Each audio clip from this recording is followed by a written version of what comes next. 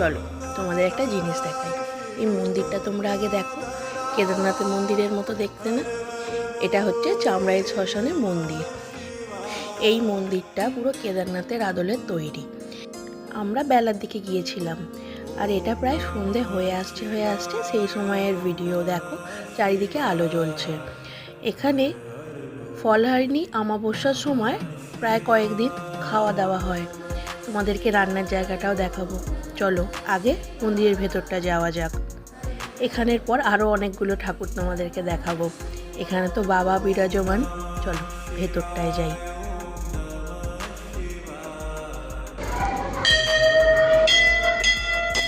এখানে মন্দিরের ভেতরটা কি শান্ত, শান্তির পরিবেশ।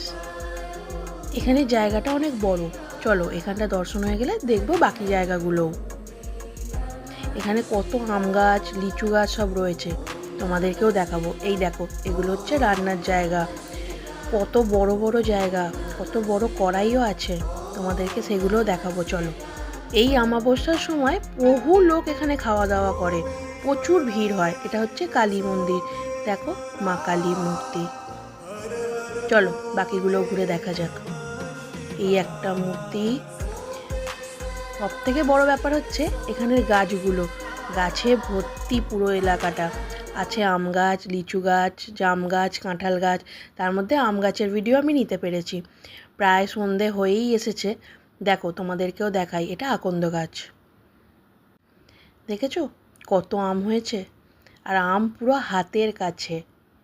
যাই হোক, তোমরাও দেখো, আমি তো দেখেই এসেছি। তবে কিন্তু এই দেখাই, গাছে হাত দেওয়া যাবে না। তাই জন্য গাছের ফল গাছেই রয়েছে, গাছের সৌন্দর্য বজায় রয়েছে। যে সময় গিয়েছিলাম সে সময় সবাই খাচ্ছিল।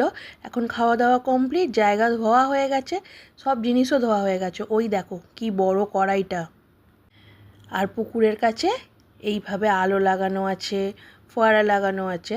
তার সাথে আশেপাশে চলছে গান বাজনা, মানে ওই ফাংশান আর কি। এখানে ফাংশানও চলছে 3-4 দিন ধরে। সব কিছু দেখে ঘুরে আমাদের কিন্তু বেশ ভালোই লাগলো। তোমরাও পারলে যেতে পারো, খুব ভালোই লাগবে। মন্দিরটা সবারই জন্য খোলা আছে সব সময়। এখন টাটা, দেখা হচ্ছে আবার পরে।